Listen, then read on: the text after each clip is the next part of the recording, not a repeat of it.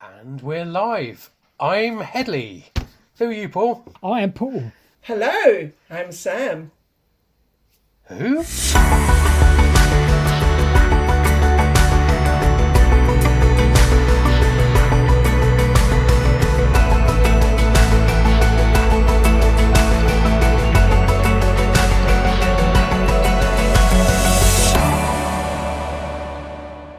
Hey! What a dramatic intro. We nailed that, everybody. We nailed the start, didn't we? So, welcome everyone to Wessex Ways. Episode 18, I think we're on now. And as you can see, we have a special guest. I'll introduce both of these cretins in a minute. So we talk about. Excuse me. It's gone wrong already, hasn't it?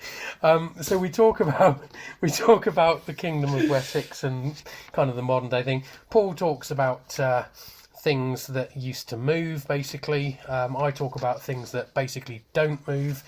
And he does videos, I do pictures, and we have Sam with us from Sam Walks a Lot. So come on, Sam, who are you? Hello, everyone. I'm Sam, and I walk a lot. And I take a lot of pictures. I love taking pictures. I love walking, and I started making YouTube videos just a few months ago. Wow! Just to step and it up they a are notch. really good, and we've mentioned you before. So thank you. Obviously assuming your surname isn't Walks a Lot, but we'll park that one there. It's a great name for a channel. I like it. It's a great name. Yeah. Well, I'm gonna have a scoop for everybody. My name is not Samantha. My name is Samuela, and I'm Italian. You heard it here first. So don't call me. You heard it here first. I'm not a Samantha. Brilliant. So please forgive my accent. Sam, welcome to the podcast. Welcome to Wessex Ways. We usually start with a little section, as you know. What have we been up to the last couple of weeks? So we'll start with you, Sam. Oh my gosh, the last couple of weeks. I've done so much. So, I can remember what I've done a couple of weeks. Sam, we'll come back to you. Paul, what have you been up to the last couple of weeks? Do you know? I know what you mean, though, Sam. Right? Because when I'm everywhere. When I look back at what I've done in the last week or two, or probably 3 weeks, however often we record a podcast, my head is a mess of. I'm either researching, recording, editing, planning. You're doing 4 different videos at the same time, or promoting, so you've got like 4 different things in your head. So right now I'm editing a video on Oxfordshire villages. We've got a video out now about an abandoned railway in St Albans, and I've got a plan about a Roman amphitheatre, and it's just a million different things going on in my head, and I'm just thinking, oh my god. So Hedley says, what have you been up to, Paul? And I'm like, oh god, I don't know, basically. So I know how you feel, Sam. I know how you feel. Okay, I remember what I've done. Yes, right. Just going all the way back. I'm kind of working in video. I've been working back on videos. So I've been on a walk to Windsor. I did a video on Windsor Great Park, and it was on Herne the Hunter. Yes. Which is obviously a Shakespearean character, legend, myth, and things like that. I've got beautiful shots of deer. I love the deer of Windsor Great Park. So for me, it's a little treat when I go and walk and I see them. I just stay there for hours just to look at the trees. You got the trees that look like ghosts, kind of thing. They do. Yeah. I don't know what it is with Windsor Great Park, but a lot of trees are dead and they look like they've been struck down by lightning. So they do take these weird shapes, like ghostly figures. So I'm not surprised that there is a legend like Herne the Hunter going around Windsor. Some of them look like they're coming out of the woods. It's amazing, absolutely amazing. Then what I did, I went to London. I tried to get my passport renewed for like 5 months, and finally I got an appointment to go and have it renewed. So I stopped at Highgate Cemetery, and I did a walk around Highgate, and what a place! That is some place. Yeah. And I think it's my biggest YouTube video ever. And I think Yeah, Paul hasn't it's- realised yet that Paul and I are going to be camping over at night there in that cemetery. I just haven't spoken to him about it yet. Well, if you guys want to join me, I think that I would like to do a special in Highgate Cemetery when I hit 1,000 subscribers, because everybody's saying that they love the video and they would like me to do a night one. And I'm not going alone. So there's a lot of famous people buried there, aren't there? Who's There are, there? yes. Well, the first one that I found while walking was Douglas Adams, the writer of Hitchhiker Galaxy. That. Karl Marx, a few English writers, Ian Holm is there, George Michael. The way I stumbled upon George Michael's grave was a little funny, because I was walking and he says on a little plaque, "Do not leave anything on the grave, because we'll remove it. This is private land." And I said, "Oh, on earth is that?" Some Greek. I didn't recognize the name, did I? He used to live down the road from here, actually. Yes, in Goring, right? Goring, The Butter Mill? Yeah, lovely. Yeah. Yeah. And that was actually quite funny. And they shot Grindelwald for Fantastic Beasts there as well. So it's quite a popular place for films. They shot Dracula AD 1972. There's a Hammer video back in the days, and it's very beautiful. I find it actually quite relaxing walking there. There's a lot of green and is undisturbed, so you can just wander around the little paths, and very nice. Absolutely amazing. Definitely worth a visit. And Tyneham was my last visit, and that's the last video I did. I met with a friend who lives in Dorset, and we visited the abandoned village of Tyneham. It has quite a poignant story. The people living there were told 1 month before that they had to leave because they needed the land for military training. And they all thought they would be back. And the government decided to keep the land after all. And what a beautiful location, because that's down near the south coast, isn't it? And I went there myself, and you've got the little stream as by what's now the car park as you go in, and then you've got the row of workers' cottages, which in your video you show one by one who lived there. And then you've got the church, which is perfectly intact. It is, Then you've got the old schoolhouse, and then again, you had a bit of a rain shower, really heavy one in your video, and had to sort of abandon a little bit. But around the back, if you go into the woods, there are more houses, and I tell you what, even Midsummer's Day, on the hottest day of the year, it's spooky there. God knows what it's like on a misty night, Wow. But yeah, it's a beautiful place. But it's quite depressing when you read about it, isn't it? It is quite a sad. bad I mean, there was a story. lady. My friend was saying that there was a lady that died of a broken heart. She lost the 2 sons in a war, and she lost the house, and she died like a month later because she could not go back home. Wow. They were told that they would get their houses back, and the people that were asked to leave, they were basically given nothing for it. The money that they received, the compensation that they received, was whatever they had in the back garden. Wow. Because the houses did not belong to them, it belonged to the squire. And there is a big house not too far, and that is completely gone. You cannot go in, it's not safe. They removed bricks and stuff to build other houses and other places, as you do in this country. And And it's really remote, isn't it? It's in a valley in the middle of absolutely nowhere. And you get these big coaches going down there now, and tourists and everything. Yeah. But it would be nice to do it at night as well. So I think you need to ask for permission to go there. Well, actually, Like Paul and every I are other going to be places. camping out there, but I just haven't told him yet. So. We are going to keep each other company where we go. We're going to get a paranormal investigator and have some ghost hunting.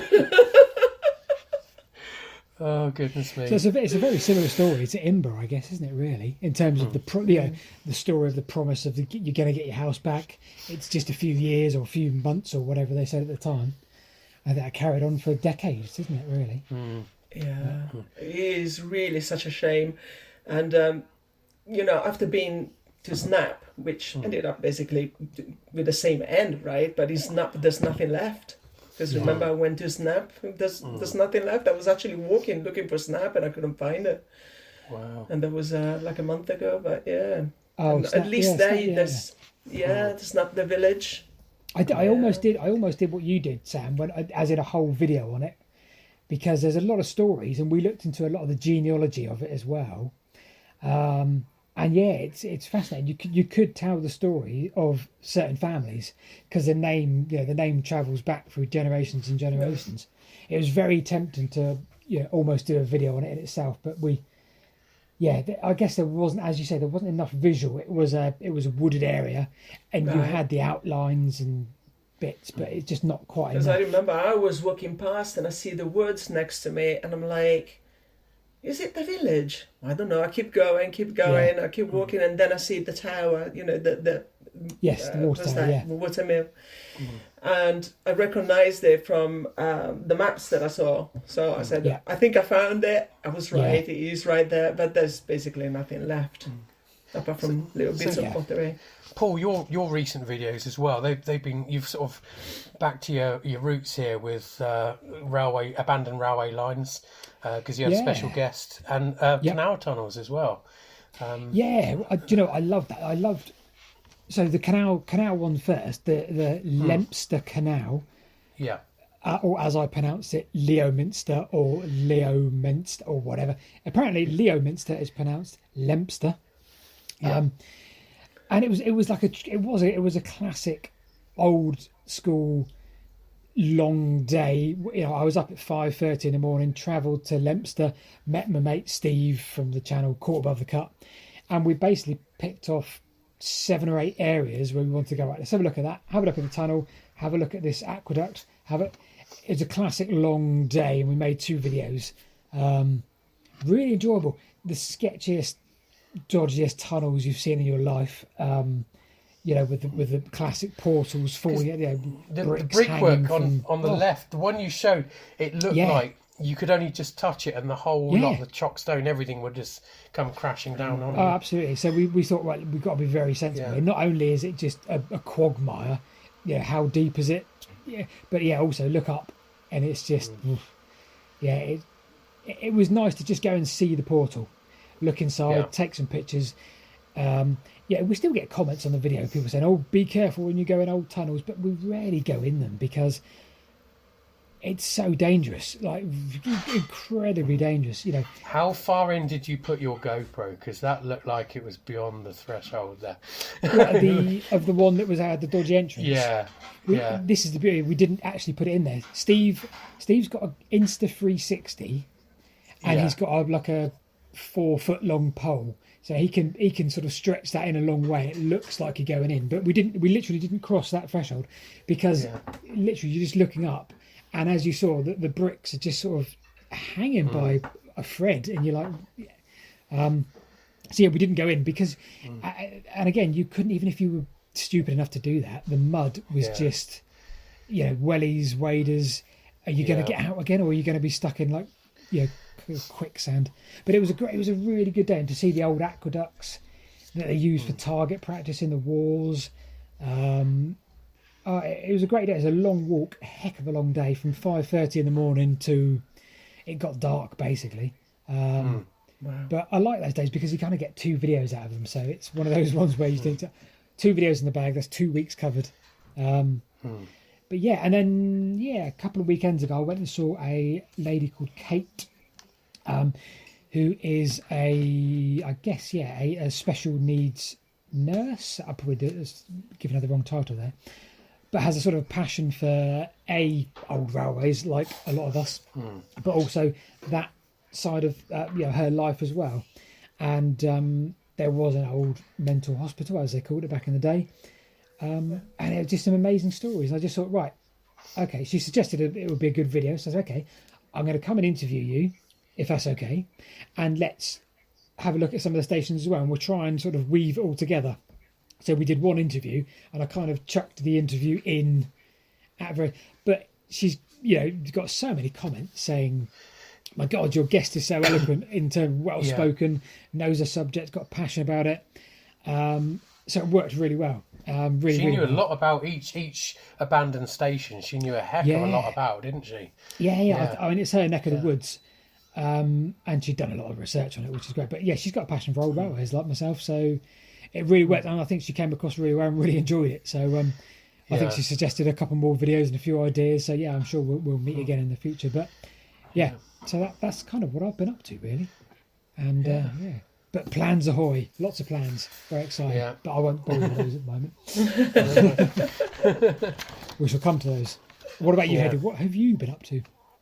Well, not as much as normal, because I've been, first of all, it's half term, so and I've been busy with work and actually taking the exhibition down as well, so and little things like that. So I haven't done as much as normal, but I've been, and I've been a bit ill the last few days. But I'm better now. I tell Sam I'm better because I'm going for a walk tomorrow. Honestly, he's going to be ill again tomorrow. Yeah, and I'll be better. I'm better, obviously, for when Paul and I go camping in those canal tunnels. I haven't told him about that. So yeah, I did a walk up Streetley Warren with family. That was really nice. Did another walk up Silbury Hill as normal. It's just over there, so I'm always up there.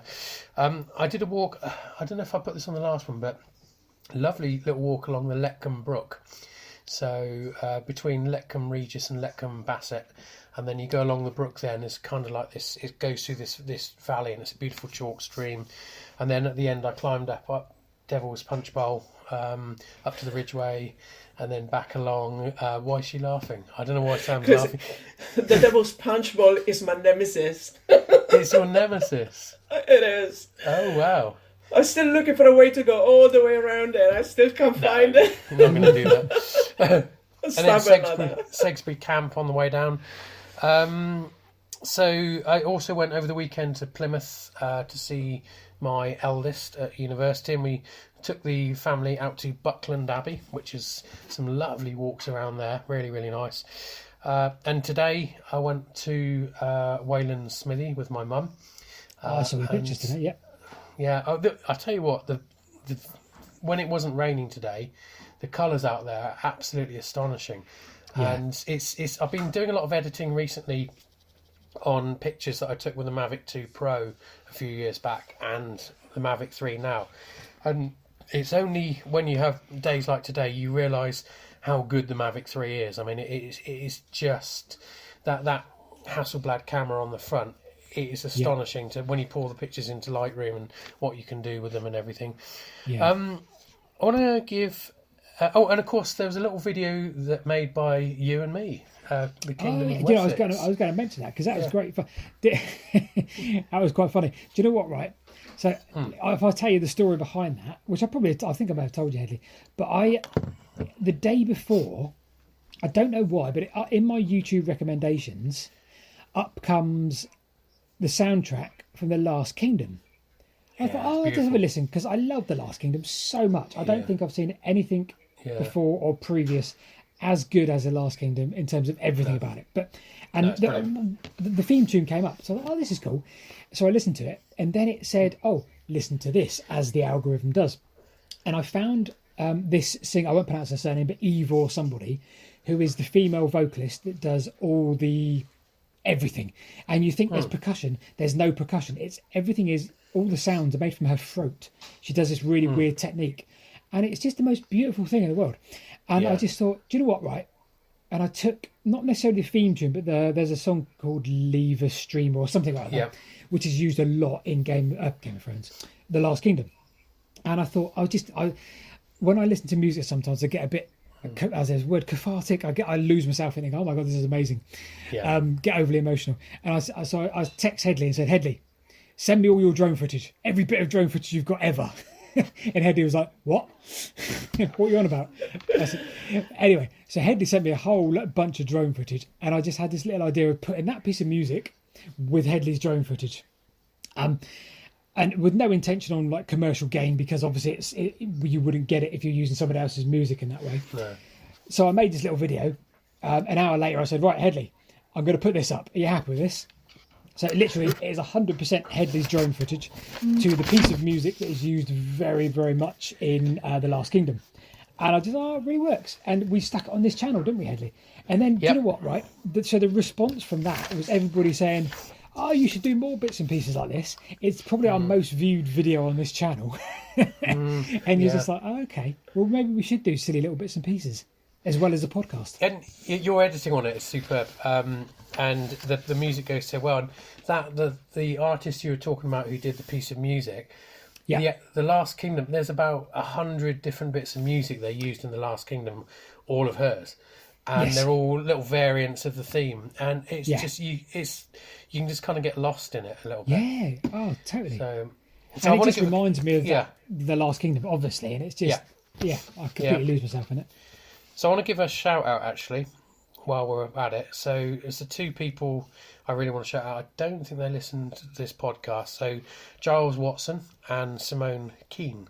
So they live down under, and Giles and myself run the Ridgeway group on Facebook. So basically we've got some other people on there, but Giles and I generally seem to run it. And so we've got nearly 140,000 members now. Which is a lot. So he also did a video this week, which is, he called it Ancient Paths.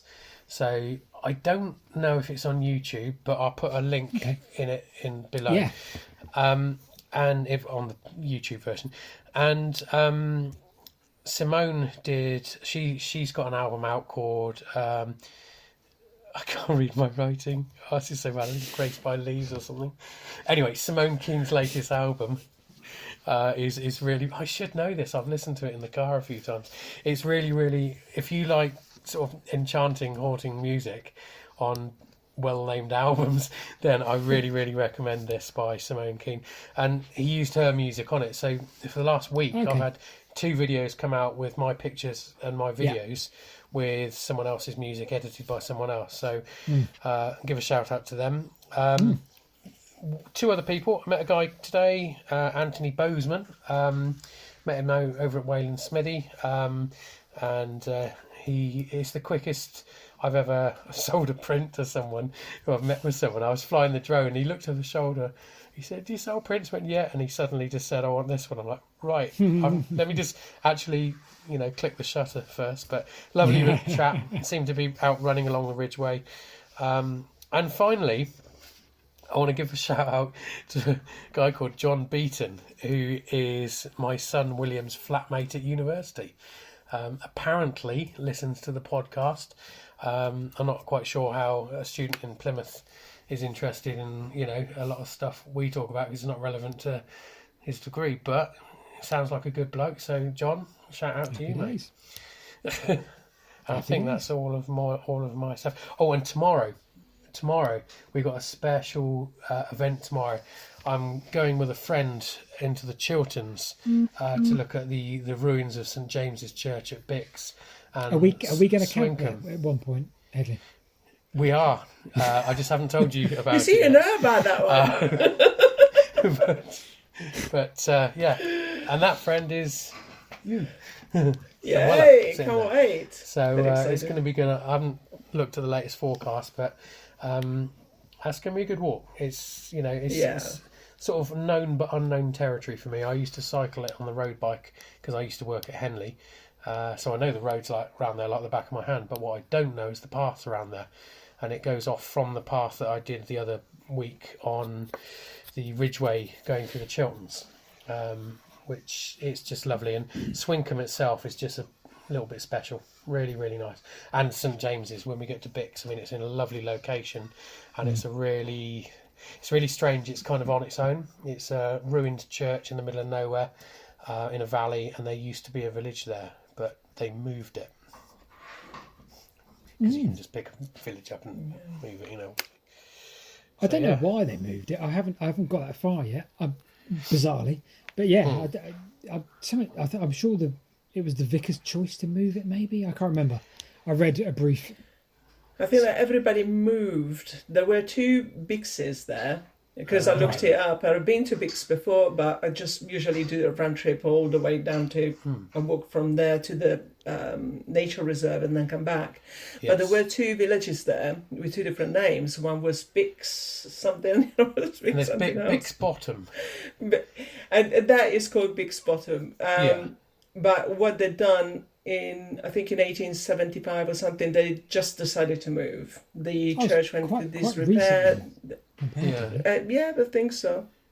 I think it was 1875 where it was just deconsecrated and it was left on its own. Everybody else moved, I think, in the 18th century. So. How do you move a village? Is it like brick by brick, or do you just bulldoze the old one and build a new one? I have no idea.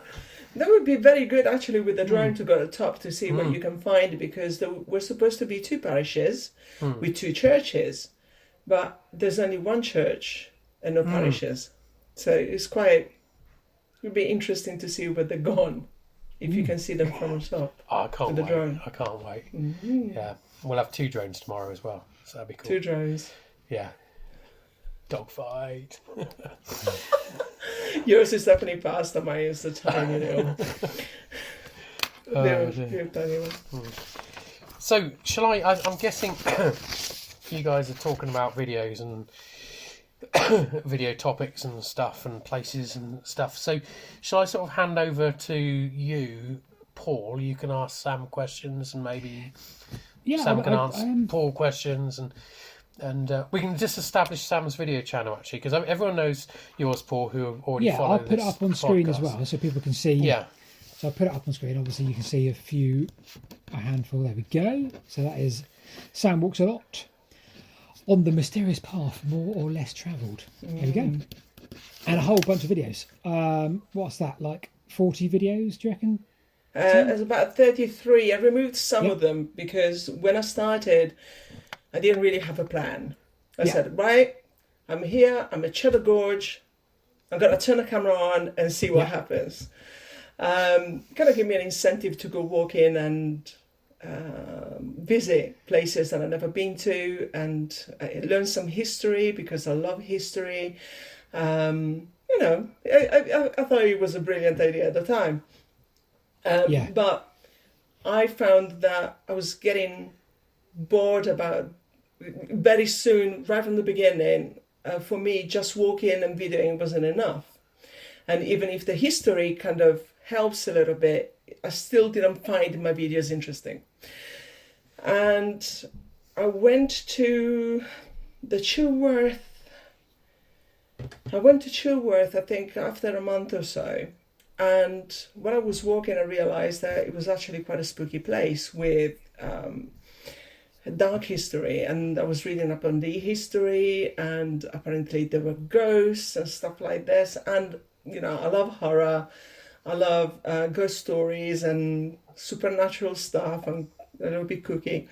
So for me, it was a good way to, put something together that I would enjoy. And if I enjoy it, everybody else enjoys it as well. Yeah. So I gave it a go and it just progressed. So I thought that looking for mysterious places, I did a little bit of supernatural would make it a lot of fun for me and possibly for people watching as well. And it seems to work okay. Yeah, people seem to enjoy my videos at the moment. Yeah. Which is great. So do you feel now, after you've made, let's say, 31 videos, 33 videos, do you feel like you've got a plan, or not a plan, but do you feel like there's somewhere where you'd like to be, with the videos? What do you want from it is my biggest question. If that makes sense. Yeah, a bit philosophical. Let's get philosophical. So I think I don't have a plan yet. Yeah. I just want to visit places. So if I could just do that, it would be amazing. But as you probably know, YouTube is a huge, steep learning curve. Yeah. So you need to learn about the editing and the videoing, and at some point I'm going to need proper equipment because at the moment I'm shooting with my phone. Yeah. And it's even the storytelling. I like to tell stories, and I'm getting to the point where I think I understand how to present stories to people in a way that they might enjoy. Yeah. Staying true to who I am, because this is who I am. If you don't like me, sorry, that's okay. And we'll see how it goes. I mean, it keeps progressing. I started very small, and we'll see. I haven't got a plan yet. No, I'm just enjoying what I'm doing, and it's fun. Your videos generate a huge amount of comments and discussion as well. That's what I like. Yeah. I mean, neither you or I have quite got the audience that Paul's got yet, but you do have so many comments and discussions on the bottom of your videos, because and you went to like Jamaica Inn as well. I seem to remember that. I did, yes. That was a bit worrying. That's scary, that one. I don't know if you actually saw the ghost of Joss Merlin or anything, but yeah, that there was I remember we had a discussion on that afterwards as well, and a lot of other people did, and I think that's a good sort of a qualitative good qualitative measure of a good video is the number and type of comments that you get at the bottom of it. Yeah, the comments definitely help for sure. It's fascinating for me looking at where you are now and recognizing us at that stage too, and feeling how difficult it was to get from 0 to 1,000, and it just felt like the longest slog. And the videos were getting views. You've got a video there with 3,500 views, and you're like, I did. Why aren't you subscribing, everybody? Why aren't you? But you're doing all the right things in terms of you're building a back catalogue of things that you enjoy. And as you say, the number one is enjoy it, otherwise don't do it. And you clearly enjoy it, and the subject, your subject is your subject, and that's great. And you can see it, and you can see it in you that it's clearly something you find interesting. So all those are big tick, tick, tick, tick.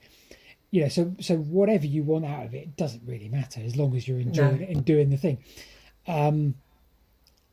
But it's working, and I don't know.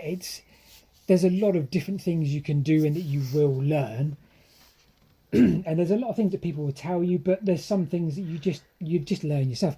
Storytelling's a great point, because that you can see that in you as well, learning how to kind of, they always say, I think, start with a hook, immediately start with something that's gonna question and keep them watching.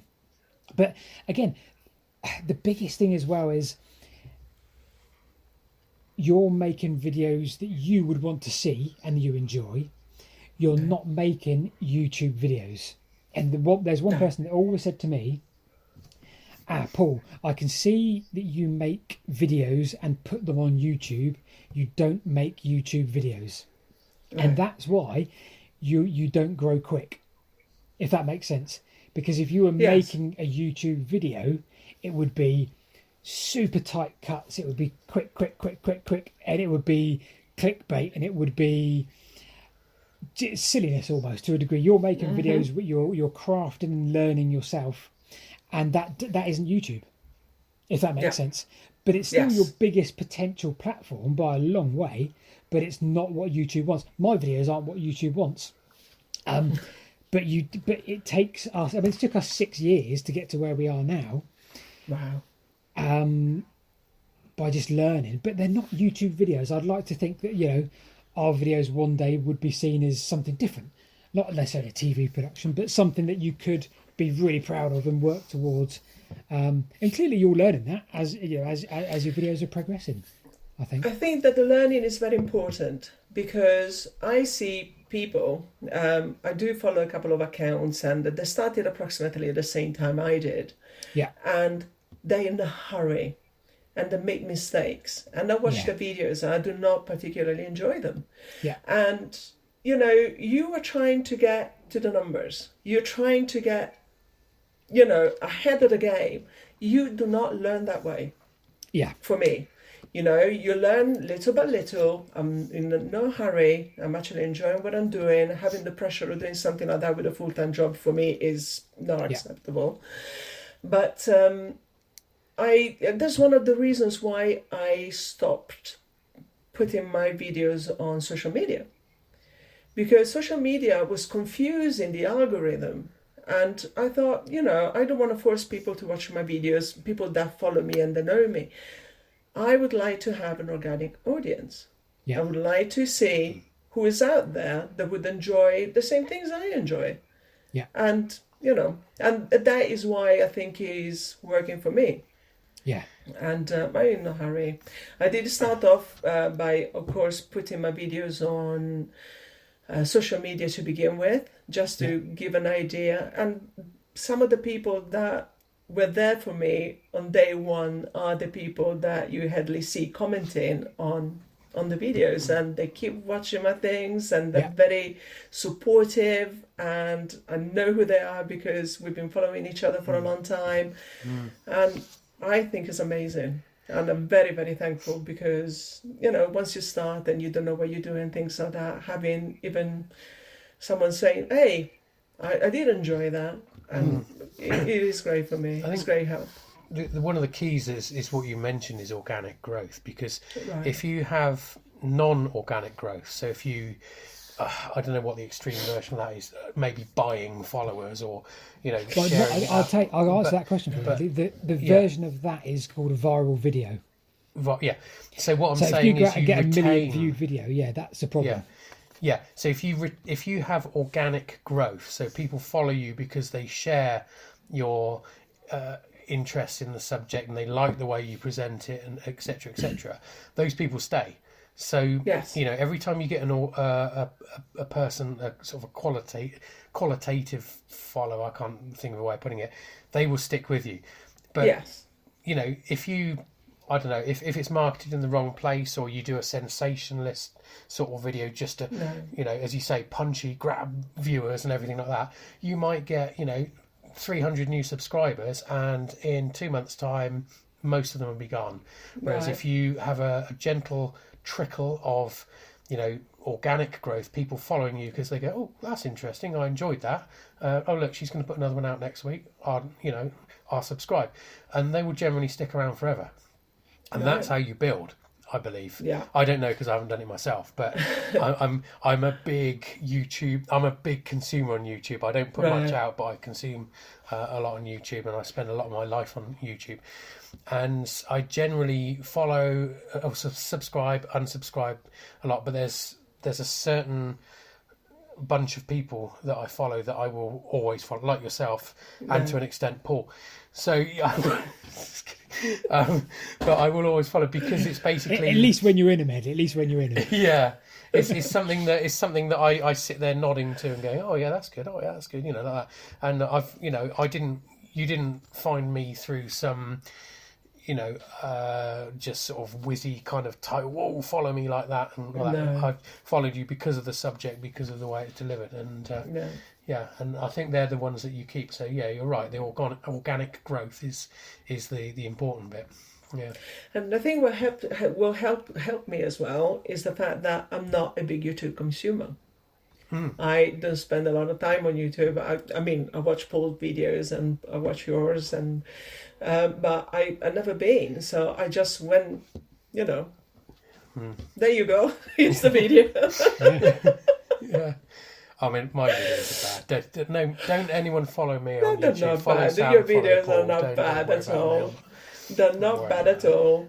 It's just difficult with the algorithm and YouTube. There's a lot of competition. So unless you start working your CEO magic, it's very difficult to find it. That's what it is. So to bring things sort of back to Wessex a little bit, I'm just sort of interested in some of the places you've covered, some of the favourite parts of Wessex that you've been to, and maybe are there any other sort of YouTubers or anything like that you sort of associate with those areas as well that you like? Right. So I found the Wessex area during lockdown, because I used to drive around and go to the most remote places to go for a walk before lockdown, and because we were kind of limited to Berkshire at some point, I had to stay within my county, and I didn't realise that there was such a beautiful place almost right on my doorstep. And so I started walking there, and between the Wessex Downs and the Chilterns. They're my favourite part of the country now. Yeah. As I mentioned before, I have the Devil's Punch Bowl, which I've been the first And time. there I got lost. are two Devil's Punch Bowls. Did you know that? Yes. Yeah, so one is in Surrey, I think it is. Yeah, Surrey? Hindhead in Surrey and Leckham Bassett in Oxfordshire. Yeah. Yeah, that's it. And the first time I went there, I got lost. And I got back and it was dark and I didn't have a light. How can you get... It's a big... Oh, you were in the dark. Right, so you were in the middle of the devil... Hang on, that's massive. You were in the... You were in the middle of the Devil's Punch Bowl, which is like 1.5 miles long, 1 mile wide, the middle of bloody nowhere, in the dark. How did you... So I was looking for a way out. No, I'm sorry. Were you there in the dark because you were lost? Yes. Okay, so you got lost when it was light? Yes. So, yeah. I don't know how, with respect, how you can get lost there. I've lost you guys. Yeah. No, that's fine. That's fine. I think... We're frozen. I think we've lost. Well, then we might have Sam. lost Sam. Oh, you see, We'll hope for a reconnect. We'll hope for a reconnect. We'll hope as for soon a as you said reconnect the in a word minute. lost. And I'm back. She's back. There we go. I don't know what happened, to be honest. It's just disconnected. That's fine. We threw you out. Yeah. No, just kidding. Yes, I went there for a walk and I went on the Ridgeway and I started walking down towards Sexbury Camp and I went there, was following the map. Yeah. Oh, there's a, you can go around, blah, blah, blah. And then the route actually ended in the middle of the Devil's Punch, but I couldn't see the exit. So what do I get out from it? And it's so big, isn't it? I mean, it's massive. It's absolutely massive. Yeah. Wow. Okay. Yeah. And I went the second time, still looking for a way to go around, but there isn't one, so I've given up. You got lost twice, right? Okay. So yeah, sort of. So, good job. I'm there tomorrow, right? Yeah, good job that you dropped in that map, not me. So what other sort of places have you done videos in? So you've done Cheddar Gorge, you've done Tyneham. Yeah. You've done you did Oxford and Bath. They were quite good as well. They were I really good. did. So the Bath one was just a funny thing that I decided to do with my friend Amanda. Yeah. And I was wondering if you'd had a drink or two on that one. I did. Didn't I? Yeah, thought so. I think it was a double gin and tonic and a cider. I can't remember any of it. I just know that it's there and it's watchable. It's there. It was a good video. It's a good walk around. But your videos have changed since then, haven't they? Because they're now more sort of curated, structured, and you've got this sort of supernatural theme that really, as I say, the one at the Jamaica Inn really brought that out, and the hairs on my arm. And you started your Oxford video as well in a very spooky way. Yes. With your daughter. Yeah, we were walking with my daughter, and I said to her, okay, we had 2 openings. One was in front of one of the campuses or something, which I put on the funny video that I did the next time.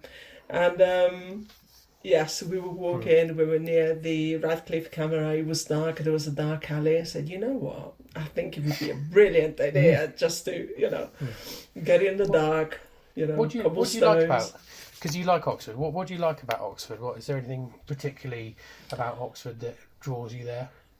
I visited all the museums and I visited the castle and the prison. I did all the tourist thing. It is just beautiful. It's like stepping back in time. Yeah.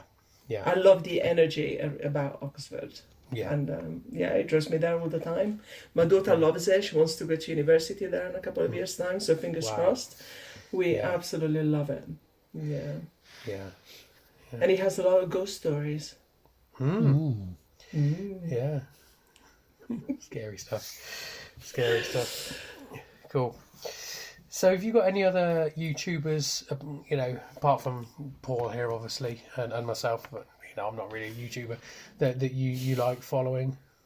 I don't follow that many. I know, because you said you're not really you don't really watch it much. The one of the channels that I started following is one of the shout outs that you give out, WC21. WC21. Yeah, I really enjoy his videos, so I started watching. Yeah. I started watching his videos and I really enjoy them. Quite I interesting. mean, I don't yes. even know his name. I talk to him on Yeah, every do I? video. That's a I good don't point. know his Actually. name. That's a good point. We've I never know. asked his name. Have we? Yeah. So yeah, but he's great, and he always dresses so well as well, and he's yeah. I mean, really- that's a good point. That's a great point there, Hedley, right? Because what he's done, and that will pay off in the future, but not yet, is he's built a brand. Yeah. He's built a recognisable brand, and you have as well, Sam. Looking at your channel, Yeah. you're, as Hedley said, you're curating kind of a style of video now more recently, and the thumbnails are great. I would stick with those. YouTube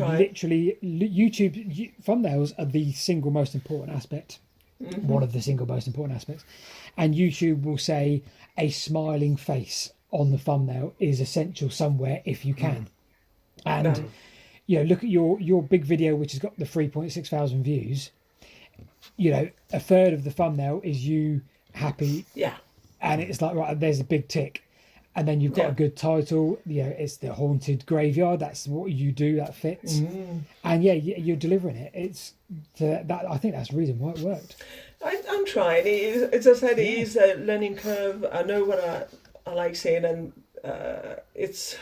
sometimes it's difficult with the thumbnails. I still haven't nailed it quite yet. Thumbnails are just So the worst thing. Thumbnails, I wish they would take away the importance of the thumbnail, but it's so, you've literally got a split second to sell your video. You could be Spielberg. He could put a video on YouTube, and if it didn't get the thumbnail right, no one would click on it. And hang on a minute, this is a Steven Spielberg right there, but you haven't clicked on it, so no one's watching it. That's literally the way it works, which is ridiculous. I got a confession. I secretly Photoshop Paul's thumbnails on his videos. I sent you one. You did this week, didn't you? And then it's funny. And I love his face on some of them. It's like, an abandoned canal, and he's like, or something like that. I don't know how you come up with those poses, but yeah, it works. But I mean, take the video we did 2 or 3 weeks ago.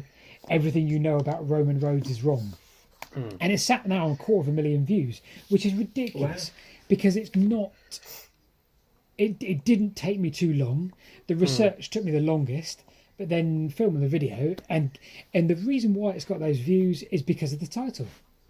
It's simply the title and the thumbnail, and it shouldn't be like that. It should be based on the quality of the content, because I've made so many more videos where I'm like, right, I love that. That is a piece of art, and it flops, and you're like, it's frustrating because you've curated something so much that you're passionate about, and it doesn't do as well because you didn't get the thumbnail and the title right. And well, I think there is so I've been trying to understand how the YouTube algorithm works and how the videos are sent out, and I think that the first part of the video description also helps, and the beginning, basically the dialogue at the beginning, it picks up on that as well.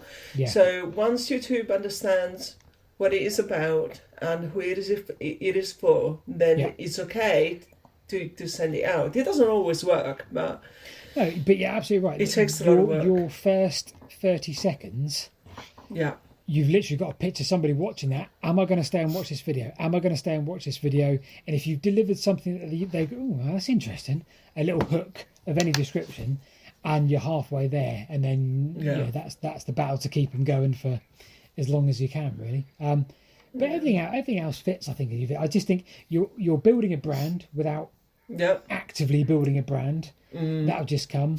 They're not too long. Which your level of subscribership is a thing. You need to keep an eye on that, but I think yours, again, it's working. And also the other big thing, regular videos. Yes. If you stop for 2 months, consistency is important. Consistency in the times and when you post, as well as what I'm publishing. Because if one day I do something that he says, on a mysterious path, more or less trouble, then I started posting about fields full of daisies. And people say, what? It is important that I just follow through with what I'm doing at the moment. Absolutely, the regular videos, and delivering what you often deliver will hit the exact audience that you've already got, and then you've got the potential to get more and more. And it's a fascinating journey, and I'm kind of like looking back at the days of us when we were sort of scrabbling away as well, trying to build it. Oh, the other thing, collaborations. That they will help grow the numbers. We were at 500 subscribers, and we did a collaboration with a man called Martin Zero in Manchester, who at the time had about 50,000 subscribers, and we got 3,000 subscribers overnight. 3,000 subscribers. Wow! And we just like, oh my goodness me, because he literally said, "Oh, go and subscribe to these two," and people did, and they stuck around. And we've still got people that have followed us from 4 years ago when we did a collaboration with him. That definitely works.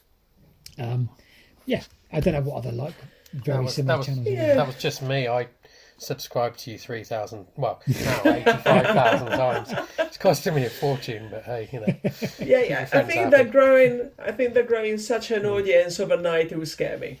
So I don't think I'm ready for it. I like to go at an easy pace and see how it goes. You've got to prepare for it though, just in case. I was going to say, because if you have a very big video, if you get a video that does 30, 40, 50,000 views, all of a sudden you've got a new audience, and just savour it and enjoy it. They're obviously watching it for a reason, so I guess enjoy it. Thank you. The Highgate is growing. But it's a steady growth and it's very slow. So I'm kind of happy with that at the moment. Anyway, we love your channel and highly recommend listeners subscribe to it. I think there's a definite crossover between people that listen to this podcast and enjoy Wessex and people who would enjoy your videos. I think they're fantastic. Oh, thank you. Thank you so much. Most definitely. Yeah. Are we almost ready to play a little game, Hedley? Hang on a minute. Yeah, hold on a minute. You're going to need more than that. You're going to need more. I'm drinking my water because this is quite serious. So what are you on? Your water. What are you on, Sam? Gin tonic. You win the top. It's prize. very right. St Austell Brewery. So very, very hoppy. Very hoppy. It's a splash of gin. Oh dear. Just a right. splash. Okay. So Sam, let's give Sam the starting point for treasure hunt. Okay. Well, I mean, I don't know, frankly. Why don't we start in the beautiful town of Didcot?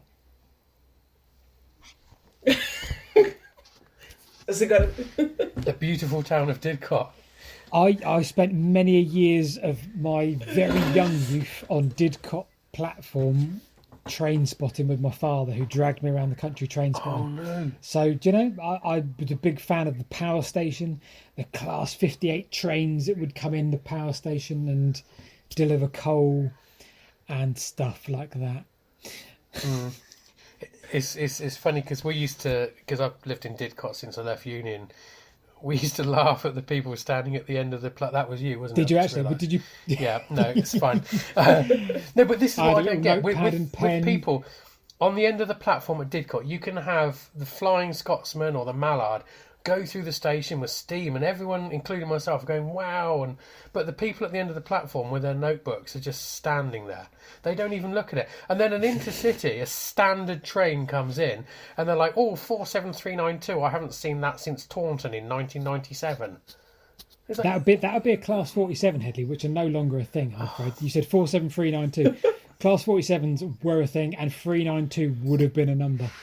I'll tell you what, let's just humour our viewers that are on YouTube. Sorry if you're listening on a podcast, but I'm just going to type in Class 47 train. There it is. Beautiful thing. Yeah, there we go. 4747. I tell you what, you said 392, Hedley. Let's push this 392 train. Oh my God, it's going. Where is it? There will be there it is. Oh, it's a 37. I'll find it, Hedley. I'll find it. Good. Right. Starting Didcot. Let's go. Well, seeing as I've said Didcot, why don't we virtually get on a train at Didcot? Yeah. I mean, Sam, do you want to pick a direction? We could go east or west, or we could go north. Can we go south? So we could go south on the abandoned railway. Yes. Okay. Okay. So you're going south on the DNSR, Didcot Newbury see, Southampton Railway. you know your trains, Hedley. You knew what a Class 47 was. It's Come on. just because I'm hanging out with you too much, Paul. That's all it is. It's seriously, Sam. Never meet your heroes. Never meet your heroes. It just. God. Right, I'm heading south. Hey, we're filming a video on Thursday, Hedley. So you know. Yeah, we So are. you're heading south. We're heading south along the. I'm feeling like we're getting colder. That's the only. Look at Hedley's. Look at his. You're not getting hotter. You're not getting colder. If anything, you're mildly more tepid. But you want to be looking at east-west rather than north-south. Okay, well let's get back off the Didcot Newbury Southampton Railway, back up to the GWR main line, and right, east or west, Sam. West. West West. sounds good. Well, Sam's made a good decision. Okay, let's head towards Wales. You're getting rapidly warmer at 124 miles an hour. See, Ooh, wow. Well, I think you're right. I think you'll find, Hedley, it's now 140 with the IETs that are on the main line there. Okay, that's good. That means we get there quicker, right? Okay. All right, we're going west. We're going west rapidly. Rapidly west. We're above Wantage. Oh, you want that? You want to? Yeah. You're getting warmer. All right, should we keep going a little bit? If you want to, yeah. If I keep getting, we're in the Vale of the White Horse, obviously. Yep. I mean, I was there today. Should we carry on going past Swindon? Because then we've got. Do you know what? I would probably get off at Swindon. Oh, interesting. Ooh. All right. If we're going to get off at Swindon, we've got the options of a Roman road we could head north or south on. Sam's decision, north or south. Swindon. Oh, this is good. South. Right.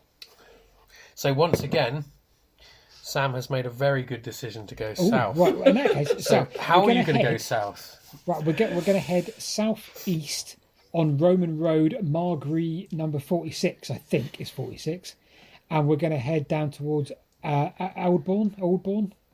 Oldbourne, bear with me. Okay, so yeah.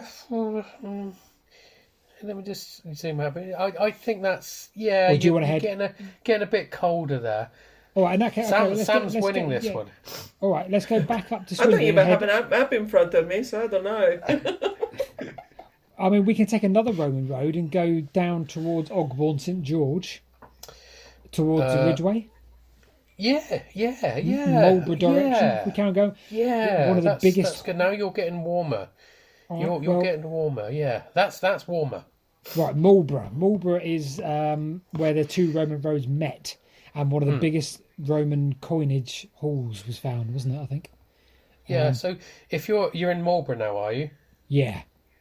Okay, that's marginally warmer. That is marginally warmer. All right. I mean, do we just keep going south? Well, let's open it up to Sam. All right, over to you, Sam. We're in Marlborough. West. You see, I don't know what it is, but she's right. Right. She's got this. What? She's got this. Yeah. I just go with what I know. So the A4. The A4. We're on the A4. Right. Okay, go on then. West. Keep going on the A4. We come to Carl at some point in Chippenham. Hang on. Oh, it's gone quiet. You said West, Eddie. You agreed, and you said did. So don't change your mind now. No. West is good, but sometimes you can have too much of a good thing. Sam, which way would you like to go from Carl? Right, from Carl, south. Okay. Right, Devizes pretty much, isn't it? Oh, okay, all right, okay. Yes, Devizes. So let's take stock. We're in Devizes. I think you've. I'm going to give you a clue here. Okay. You have actually passed. Oh, place. Right, between Devizes and Calne. All right. Well, you were warmer before Calne. Oh, were we? Okay. All right. So, are we talking like Avebury and bits and pieces? Oh, like you're this? getting really hot now. Can't believe I said that to Paul. Thanks, Hedley. That's okay. I mean, Avebury and West Kent, Long Barrow. You're so hot. You're so hot here. What about the game, Hedley? What about the game? Oh, I mean, West Kennet Longbarrow, East Kennet Longbarrow. I'm naming no, just you're getting old- colder. You're getting colder. Oh, You were the quite end of warm the, at West Kennet. You were the really sanctuary. Wow, you're Silbury getting Hill. cold. Yes. Yes. Thank for that. Brilliant. It's only taken an hour. Good. Silbury Hill. 50, I think you'll find I was 59 going to think minutes it and was going to 43 be a seconds. different place Silbury this Hill, time, yes. Hedley. Yeah, well, okay, so we are at Silbury Hill, and the other day I was actually at Silbury Hill. So Silbury Hill is a hill, so unsurprisingly. I think everyone's probably heard of it who's listening to this. It is 131 foot high. It's man-made, which at 131 foot high makes it the highest man-made hill in Europe. Not only is it the highest man-made hill in Europe, but it's also built all the way back in 2400 BC. So it's an amazing place. Those that have been there, I mean, as you're driving along the road, it leaps out at you. As you go along, you just see, all of a sudden it's there on the side of the road, and it's almost a swervable thing because you look at it and it just looks unreal. It's in a kind of a valley between the sanctuary at the end of the Ridgeway and Churhill Range, and you've got Avebury to the north, West Kennet Longbarrow to the southeast, East Kennet Longbarrow, and you've also got Swallowhead Falls nearby, which are absolutely amazing. They're on private land. I trespassed. Sorry, they're amazing. So the Swallowhead Falls themselves, a lot of people put sort of little tokens to lost loved ones and stuff there, and they're gorgeous. They like a spring. Did I say Swallowhead Falls or Springs? Falls. I said falls. Springs, isn't it? Yeah, it's springs. Yeah, I'm Yeah. so too. I mean, there's a big difference between a waterfall and a spring, isn't there? His beer's kicking in. So the springs come out of the ground. I don't need to explain springs. What am I on about? So Silbury Hill itself sits probably on a spring as well, but certainly it's in this little hollow which is surrounded by springs. And it's thought that the clay the hill was made out of was dug out of the ground itself. The hill itself was made in 3 sections, so we're going to get in a minute to the purpose of the hill. But the construction of the hill, it was 3 sections, so it's kind of this shallow kind of pyramid to begin with. And then there was another sort of triangular bit built over the top of that. And then over the top of that is what we see today, although back then it would have looked more like probably a stepped clay pyramid, so it would have been gleaming white or off-white rather than today where it looks like a mound covered in grass and everything.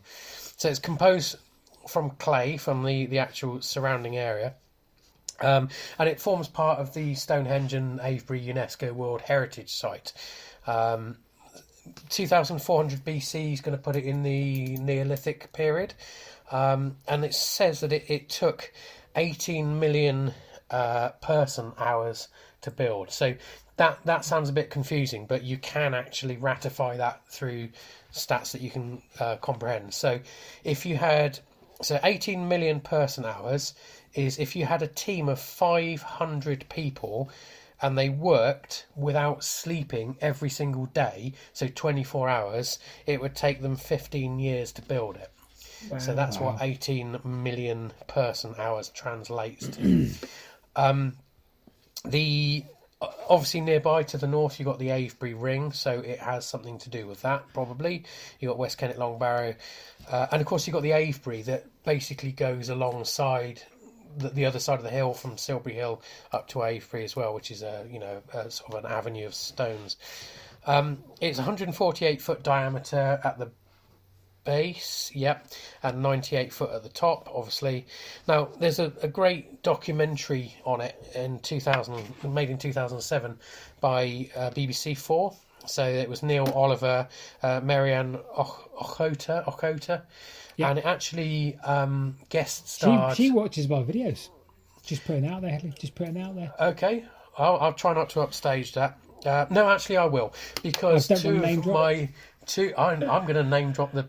Right, so Mike Pitts and Jim Leary, who are Twitter followers of mine, also historians. Both of them are very, eminent historians, were in the film about it in 2007. Your turn. Wow. No, just kidding. But yeah, she follows you, does she? The man that wrote The Simpsons follows our channel. Really? Yeah. Wow. I don't want to... Maybe he gets his ideas, but... Your turn, Hedley. I am friends with Julia Bradbury on Facebook. Look, let's just stop this. We can't... I can't, I'm out. Well, I know you two, okay? Yes. Anyway, so nearby there is another mound. It's not kind of on its own. Marlborough College nearby to the east, there's a similar mound that's a tad smaller, with now got trees on the top. It's in private grounds, so I haven't chucked the drone over it. But the thing about Silbury Hill is no one has answered the question why. No one has answered why it's there. So even in the BBC documentary, they've bored a tunnel in from the south right into the middle of it. Found one or two things, but nothing of any real significance. And the problem is, when they did that, the hill collapsed in on the tunnel as well. So they had a big exercise to try and prop that up. It had previously been excavated, and they'd reused the excavation, but it fell in on them. So it's got a bit of a strange history. We know it looked a bit different when it was built.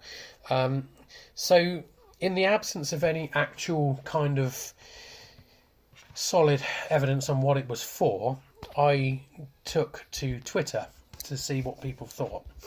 And I've got a whole load of stuff here. So the first person who visited us at the exhibition said it remains a mystery, and they cited the legend of King Zil, which proposes that Zil and his golden steed are buried under Silbury Hill. So a bit of a strange one there. Then again, I'm not revealing any names here, because although we read out comments from these videos, we don't read out comments, in general. People know that we're reading them out in this video. So someone gave me some diagrams they'd drawn of it. That's not... Oh, here we are. Hang on. So you can kind of see it there. Oh, okay. Yeah. And that basically says that it's similar to the Pyramid of Djoser, was the first recognised period. However, dates to the beginning of the Third Dynasty attributed to the Pharaoh Djoser.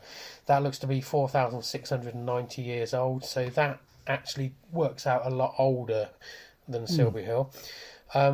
Someone says that you can clearly see there are steps and different levels on one of the sides of the mound, though they believe that the idea that it was once a more clearly defined step pyramid has now been discounted.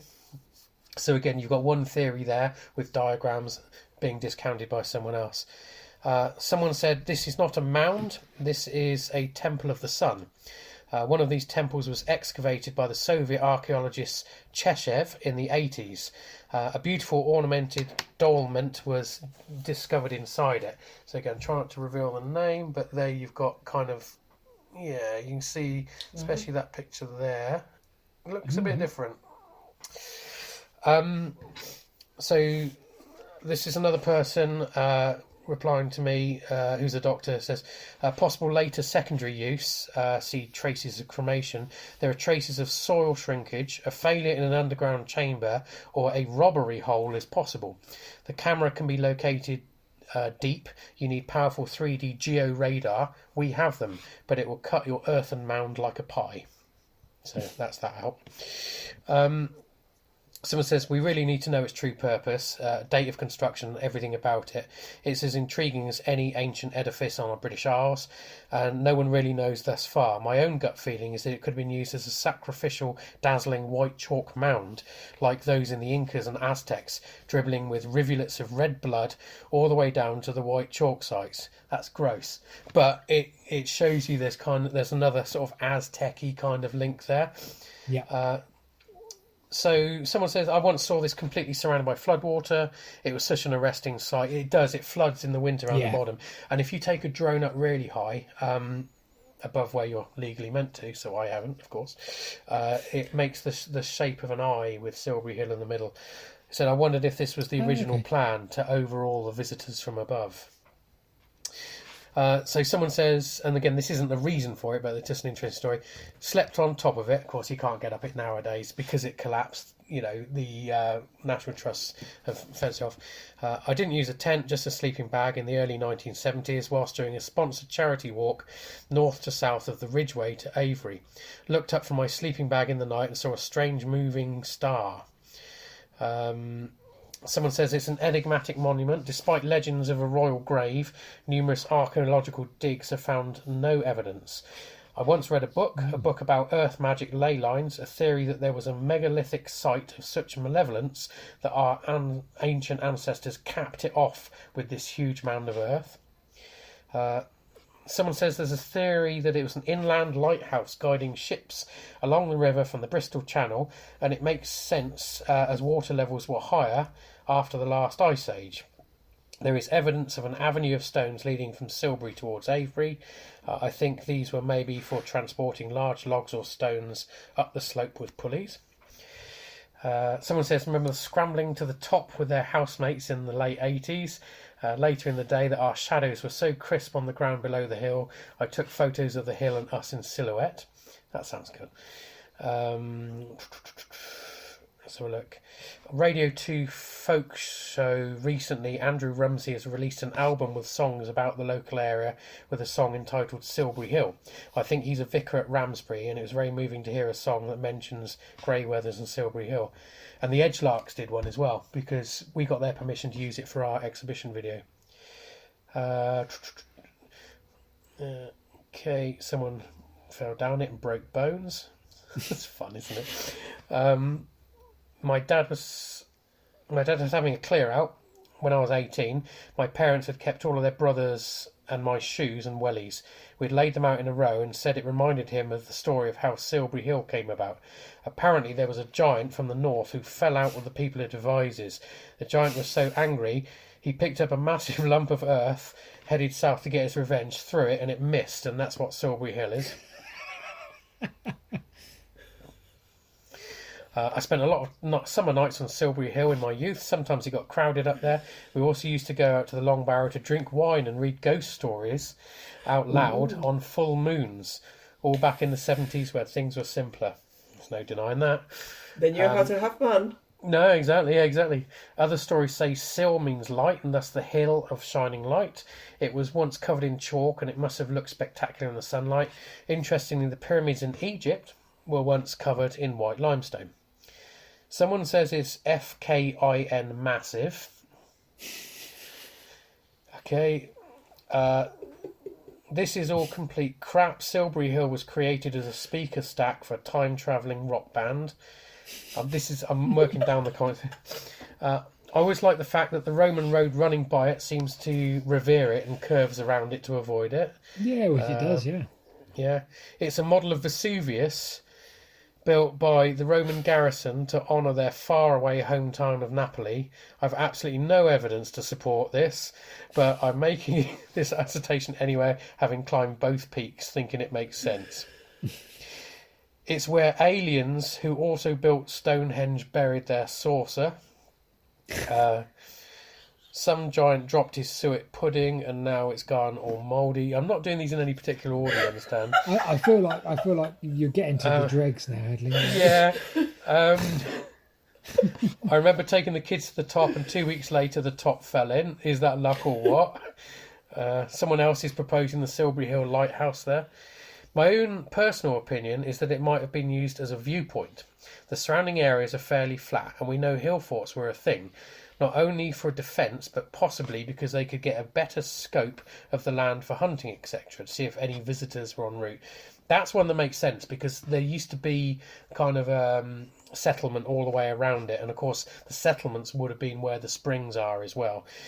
Yeah. Historically, at the time, you would have had people up in the hill forts, which are high up and defended, and they would have had to carry water up or come down rather to drink from the springs and wash.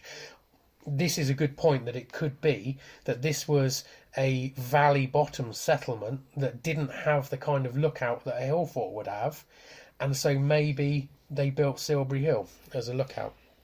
Yeah. Pudding Basin Hill. Is this not sort of pre-Hillfort? So that kind of that era. No, it's not. It's well. Is it not? Because you would have had Neolithic. Neolithic. You would have had Neolithic enclosures, so it would have been at the same time as early that's a good point. Hillforts. Yeah. Someone else has said there's a Mars-Earth connection if you look at AULIS online. Okay, that's one. I'll look at that later. What's amazing, this man-made close to Avebury and Stonehenge. There's also Woodhenge and the sanctuary there as well. Let's have a look. The hill is empty. Scientists drilled the hill and x-rayed it. It's empty.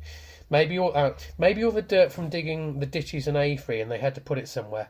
That I don't think that's the case, because obviously first of all, why would you carry it that far? But the other thing is obviously it's a ditch and a bank in Avebury, so that's where the dirt went. I'm getting through these. I'm just checking how many. I've got a few left. Someone says I wrote a children's book, The Secret Adventures of Rollo, Jewel Dog and a Dragon's Book, where unicorns are held captive in Silbury Hill, and my time-travelling Jack Russell has to rescue them. Cool. Someone says it's a bosom. God, seriously, the figure. There's one in Mulberry. Let's have a look. Just seeing. Someone says it's a Mott and Bailey or Adulterine Castle. Someone says the designer was drunk. I'm really getting down here now. The idea of a lighthouse makes superficial sense until you think a bit deeper. If you're out at sea, there are any number of ways to go to avoid rocks. This, though, is a river. That's a good point. There are only two ways to go, upstream or downstream. Why the hell would you have a lighthouse? Okay. So I've noticed some kind of mound near to other stone circles. Avebury, Stonehenge, Silbury Hill. So perhaps it's another one for beacon here. Maybe it was a beacon. Some beacon, isn't it? Crikey. Yeah. I love this. I used to walk up it in the 60s and 70s, badly damaged by an inconceived attempt to tunnel under it. What an absolute and utter goat rope. Goat rope. Where did you get goat rope? Yeah, okay. And I think we're probably and yeah. So there's anyway. It goes on and on and on. I'm rattling now. That I've got about another 12 pages of that. And someone just put the word Teletubbies. So there we go.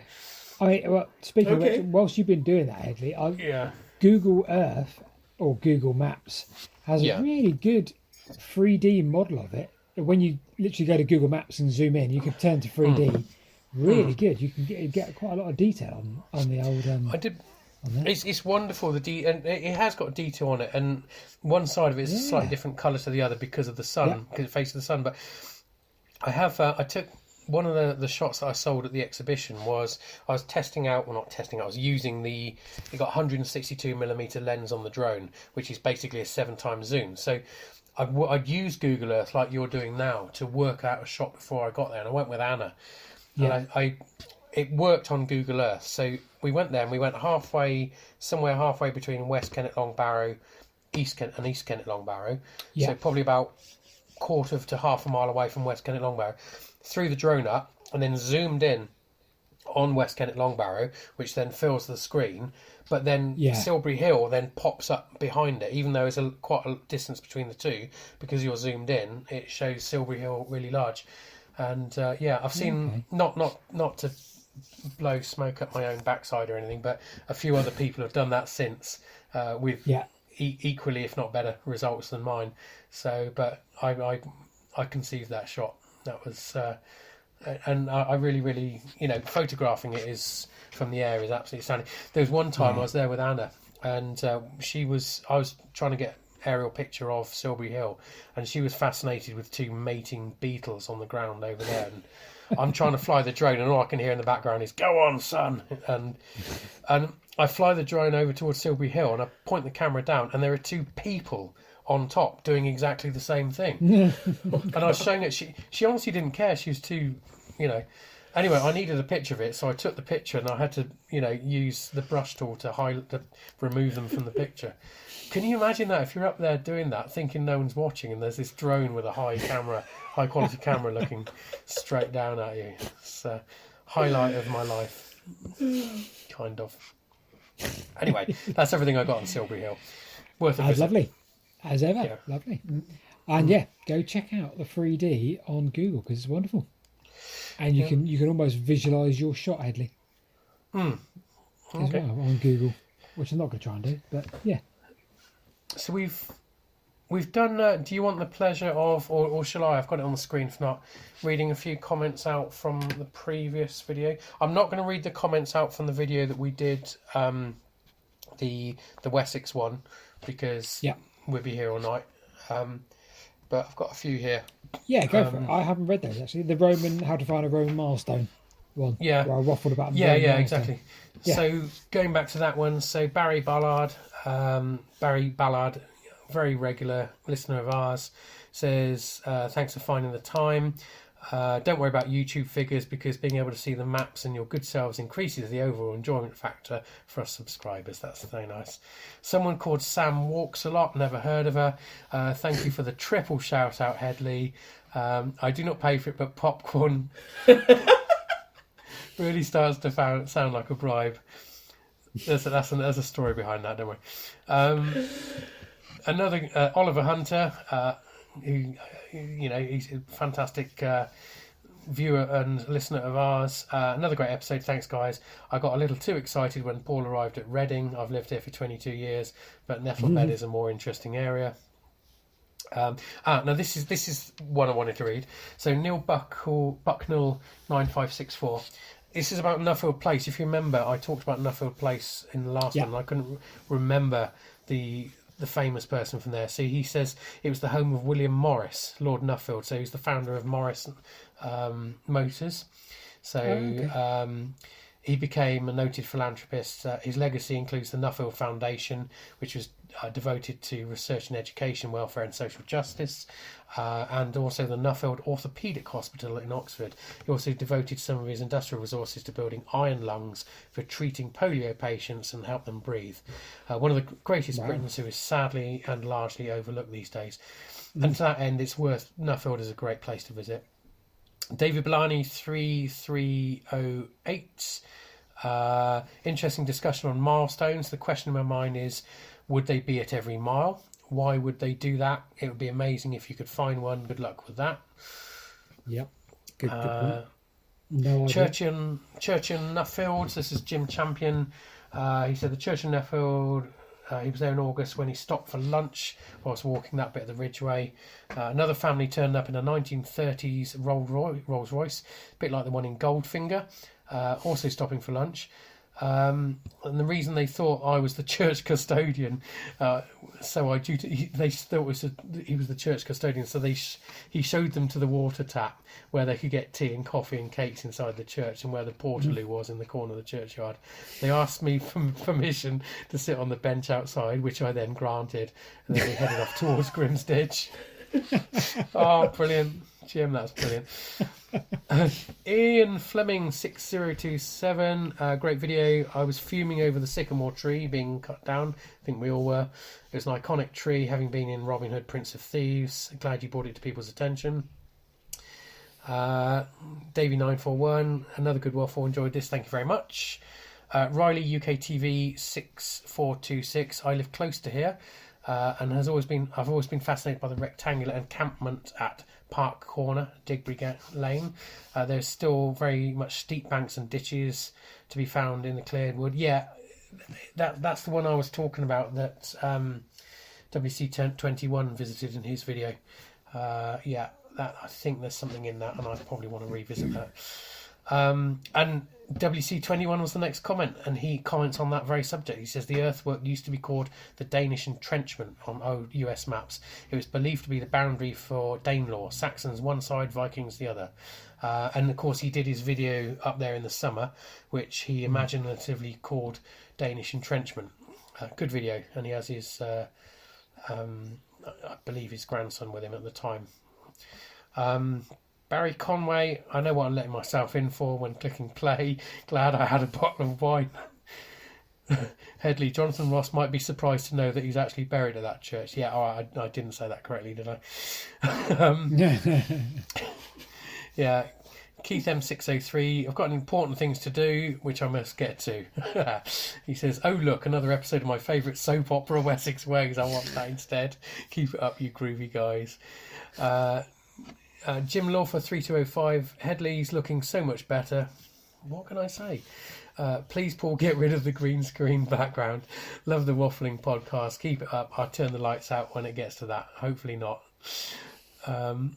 18 Rob Smith says, who's Paul? Oh, you're getting it today. Where's Rebecca? Oh, that's Paul. Where's Rebecca Harding? As for Formula One, it's gone down a long way since the DFV ruled the roost. True. Last GP I saw in person was at Brands Hatch with Nigel Mansell driving a Williams. How iconic is that?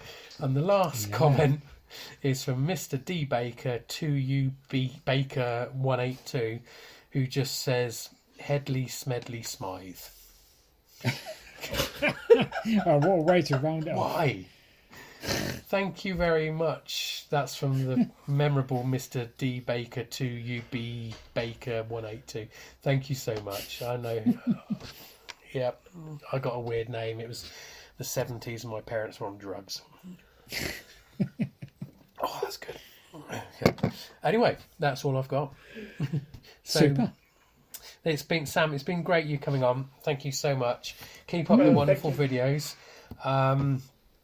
So the rest of you, subscribe to Sam Walks a Lot, and it is literally like that. The link will be in the we'll put the link in the below. Yeah, we'll put that in below as well. Subscribe to her. She, and enjoy her videos. Absolutely wonderful.